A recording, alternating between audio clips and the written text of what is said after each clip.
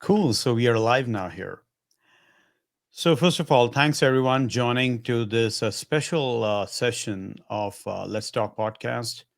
If you are joining for the first time, there are a couple of more sessions which we had in the past. One is about the communication tips, and the other one is about specifically the people who are on H-1B visa, who are on the time clock because of the tough economic conditions at this point.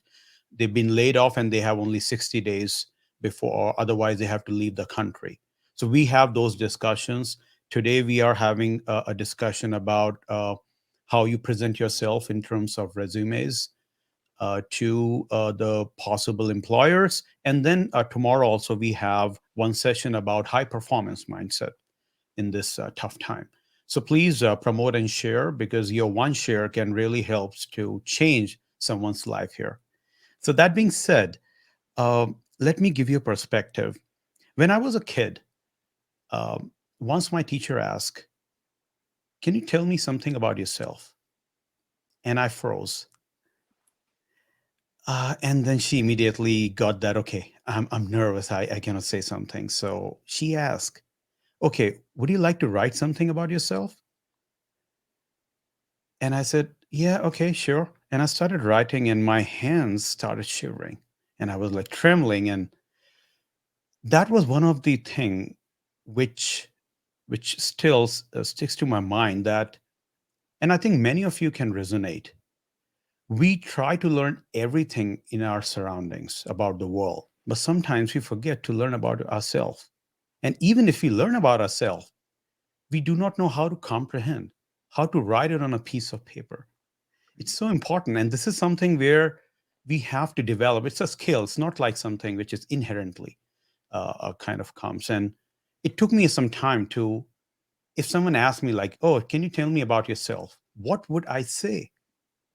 And keeping the same thought in mind, today we are talking about how to write about yourself in terms of resume, in terms of, in this particular tough time when people are really looking for job opportunities, they want to land the job. The first thing is how you present yourself to a recruiters, which may have only a couple of seconds to sift through and make a choice whether this person would be taken for the next process or not.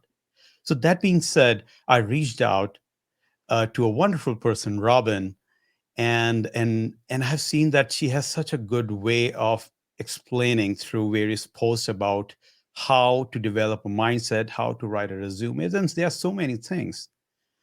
And I'll take a pause and first of all welcome Robin on this show and say thank you so much for providing your time. And I think a lot of people would look forward for the conversation we are having here. So Oh, Robin, thank you so welcome. much. It's truly my pleasure. Thanks for inviting me. Hey, definitely. So before we get deeper into our conversation, would you like to kind of give a brief about yourself to the people here? Sure, absolutely. My name is Robynn Storey. I own a company called Storyline Resumes. We specialize in writing resume packages, resumes, LinkedIn profiles, biographies, cover letters, any kind of documentation that you would need to apply for a position, to explore opportunities. We are USA based. I've got a team of 60. We have a combination of resume interviewers, the people that really sort of drill down and have those tough and fun conversations with our customers to gather that information that we need to write the best possible resume. And then we've got a phenomenal team of writers who pull it all together. So, we've been doing it a long time, about 23 years. We work Wow. with mostly, like I said, senior and executive level folks. But, the funny thing is that when, people send us their old resumes, I always say, how boring, there's so much more to this story. And that's what we are really. We are storytellers sort of in disguise, right? So we want people to share their accomplishments, their obstacles, and their challenges, and their opportunities, and how they overcame them, and the things that they did in their career, that they're really super proud of. I always say, check your humility at the door, because that's not what we're about. We are about really showcasing why we want somebody to pick up the phone and call you. Wonderful. So as you mentioned that You guys are in business for 23 years. So, would you help us walk through how the resume building writing has evolved over the period of time? What was back in the day? Are we still following the legacy way of writing it, or any perspective about? And obviously, why is it so important to write a compelling a resume with the storytelling approach, as you mentioned? Yeah, I mean, I think it's companies like mine and people like me and my crew, that we've sort of tipped this industry on its ear, right? Resumes used to be boring. I mean, people didn't even want to read their own resumes, let alone somebody else's resume. We really kind of created a whole process around this information gathering and what should be on a resume. Instead of sounding like a robot and giving your job description, we're really delving into the things that make you you and make you valuable. I love what I call the turnaround story or the startup story, the challenge story, what you inherited when you got into a position, and how did you overcome, what the person before you kind of left behind. Was it a mess?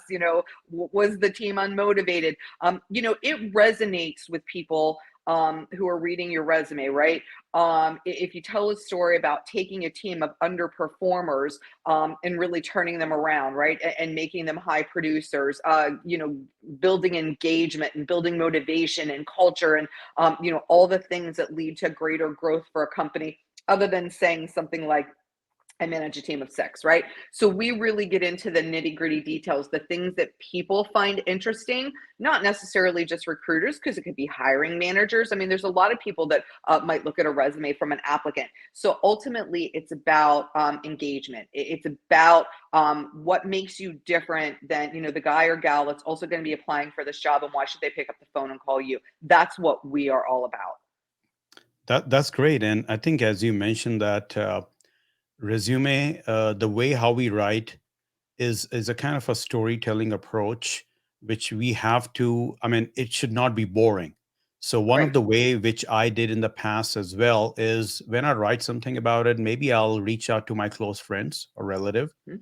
who can really give me a very honest feedback. Sure. And first of all, that is one of the way which I did is okay. Can you read and let me know if that is something resonate in terms of, oh, I think I should know this person more and maybe reach out, or do you think that's still kind of a monotonous way of writing the resume or No, I anything mean, really? not at all. I mean, I think that you want to share with people. I always tell folks this: if you're reading your own resume and you're bored, and it's your story, trust me, other people are going to be as well. It is great, I think, to engage with trusted advisors in your life, maybe a peer, a former boss, or whatever the case may be. But ultimately, your story is your own. You have to be reading it and saying to myself, am I excited about this person? If the shoe were on the other foot, would I be picking up the phone and call? I can't tell you how often we get emails from clients that say, after they've read their new resumes, I don't recognize this person, this guy or this gal, because most of us are not walking through our professional lives thinking about how great we are, right? But ultimately, that's the resume's job. And I always say, does it feel dishonest? Is it factual? And it doesn't feel dishonest. It's true. And 100% it's factual. But we're just not used to talking about ourselves that way. But this is the time that you need to do it. A year ago, when you could, trip over 20 jobs on your way to pick up a donut in the morning, it was different. The landscape has changed rapidly over the past couple of months. Now we've got a lot of folks that are laid off. There is a ton of competition for positions. So unless you're really presenting something that you feel like, hey, I'm really excited about this. I'm excited about this person. I'm excited about these accomplishments. I'm excited about how this experience aligns to where I'm going in my job, then you're going to be outside looking in. It's really, really, really important, either that you engage a service, you work on it yourself, you look at some of the resources online. But there's so much advice about resumes. People kind of don't know where to begin, and that's where companies like ours come in. So when we engage with a customer, the first thing we do is get them on the phone and go through that interview where we're really digging and delving. And sometimes people just want to kind of hold on to their preconceived notions. Well, I did this, or, this was my job and this is how I would describe it. And we say, we don't care. Nobody wants that. What we want to know are the challenges. Did you build something new? Did you create a process that saved money, made money? I love to say that everybody relates to dollars. So any kind of metrics, results, impact that you can include in your resume, do it. And again, when people engage with us, it's because they love the process. They need the process. They need to talk with someone, who's their equal or a peer, to kind of ask those questions and really get them thinking. That's the value that we bring. Yes, I think you said something very profound is that in building a resume, first of all, you have to make sure that if you have some metrics or numbers, because that, based on the human psychology as well, it will really try to struck a chord. I mean, oh, okay, so this guy mentioned some $1 million or something like that, right? They have kind Right. of, and again, it depends on how much you mention, and that is something which obviously you guys mentor people as well. And the other thing is about having go back historically and have a different checkpoints. Like, what are the different process? Because if you line those process, automatically you are getting into a realm of storytelling.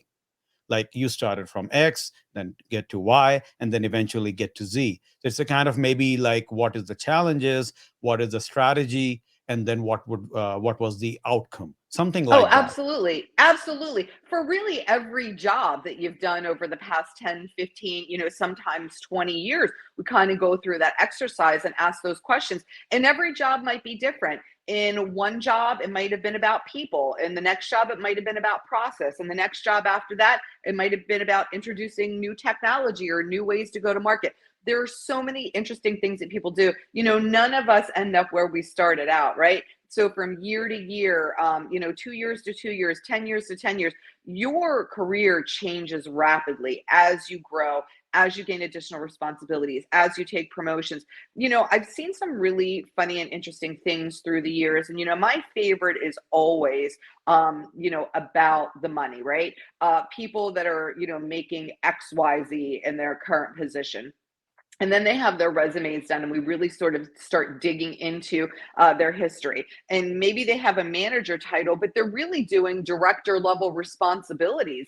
But you're kind of always pigeonholed by these titles, right? So you're sending your resume and everybody's saying manager, manager, manager, manager, and they keep calling you for manager positions, but maybe it's time for you to move up to a VP or a director level role. But when you're presenting yourself in what I call your director voice or your VP level voice, then those are the kinds of jobs that you get called for.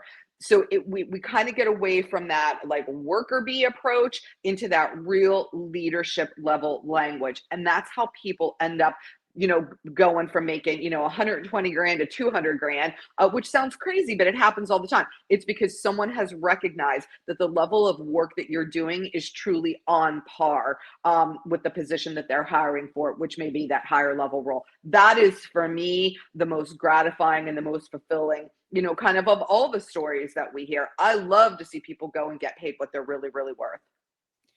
Exactly. And as you mentioned, that people have to upskill and don't try to think as a worker bee. At the same time, I would like to also add, like, you have to make sure that whatever you're putting, I mean, some people are like, okay, uh, I'm just an analyst or something like that. Then what are the other ways to put it? Like, what is the impact you have provided over the period of time? Because obviously, irrespective of the role, different organizations have different roles as well. Right. So maybe where you are director in one organization, you may be a senior manager in other organization, right? Sure. So Bigger to smaller, yeah, smaller to bigger. Absolutely. exactly. So these are some of the things which you can ponder upon and take some advice from you guys, or maybe try to learn. One of the thing is, obviously, you have to learn. It's a continuous learning. It's not Right. only about the skills in terms of your job. Is you have to learn about a sales perspective, because what is resume? I think resume is, in one of the aspect, is how you are portraying itself, that you are one of the best resource That's right. on which you're looking for. So, in that way, what are the methodologies? So, everyone has to learn a bit about sales in terms of how exactly you are basically selling yourself in front of Yeah, and that the can be people. really an uncomfortable kind of thing to do, Yes, because we've been told our whole lives, don't talk about yourself that way, don't brag, don't have an ego, don't. exactly. Again, a resume kind of throws that all out the door. So, when we get on the phone with folks, that's what we're asking, all the things that we should be bragging about. What are you proud of? We work with some high level folks and we always say, what is your legacy going to be on this company? What will they continue doing long after you've left here?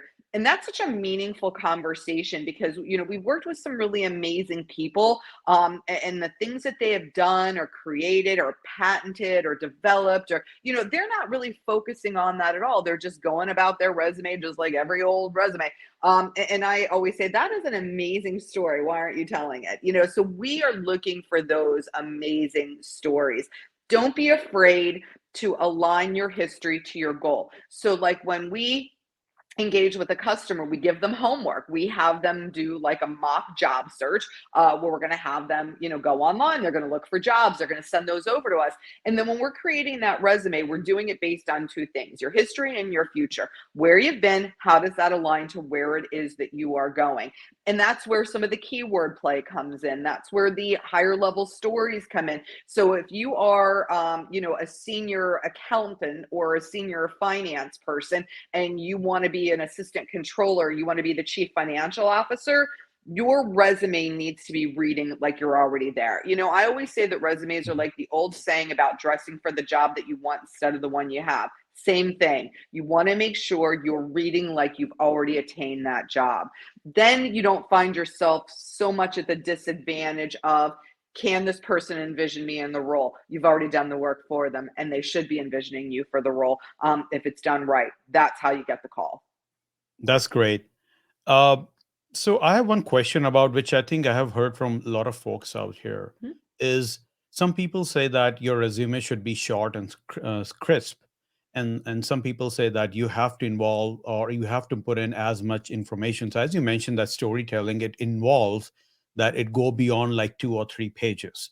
So what's your recommendation for people who would like to write the resume? They have to be exhaustive, descriptive. At the same time, it should catch the eye for the recruiters for those key areas so that at least they are intrigued to read more Right. about that resume. Yeah, I mean, the rule of thumb for us, what we do here, if you have 7 or 8 years of work experience, right, you're going to have a one-page resume.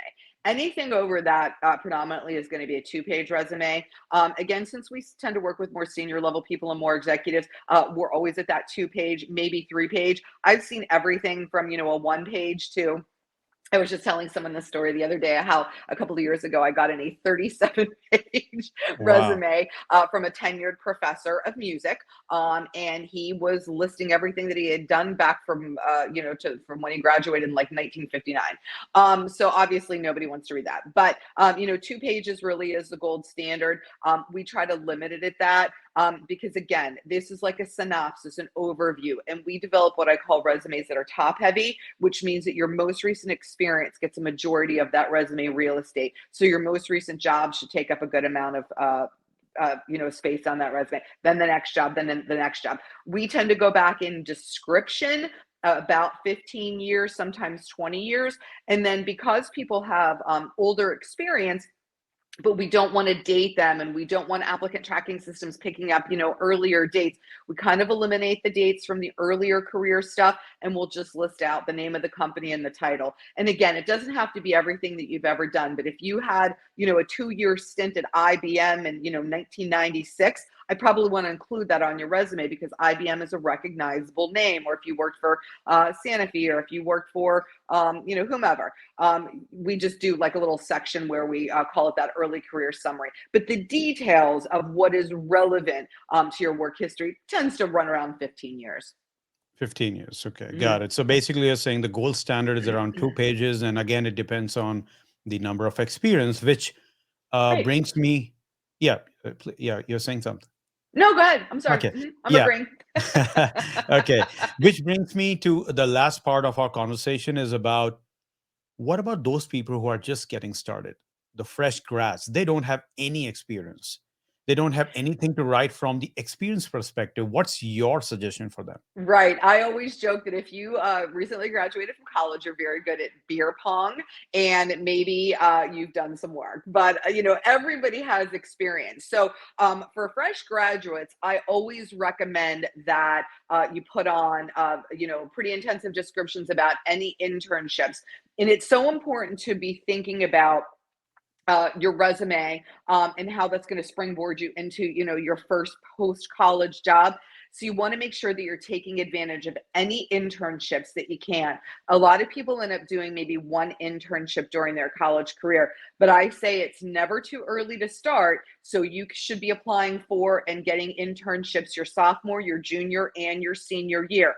That's where you make connections. That is where you learn how business works. That's what the kind of stuff that you want to put on your resume. So you always want to put your information about your internships and then your part-time jobs. But again, if you waited tables in college, you do not want to describe what it was like to wait tables, right? You just want to, put the name of the restaurant, what your title was, and then what you were known for. If you were the server that got the most tips consecutively on a Saturday night, that tells me something about you, right? Or if you won Employee of the Month 7 times out of 12, that tells me something about you. It's not necessary to describe jobs that everybody knows what they are. We're looking for genuine stories about you. So, again, if you worked at college, if you participated in projects or groups, you were part of a fraternity, sorority, include all of those things.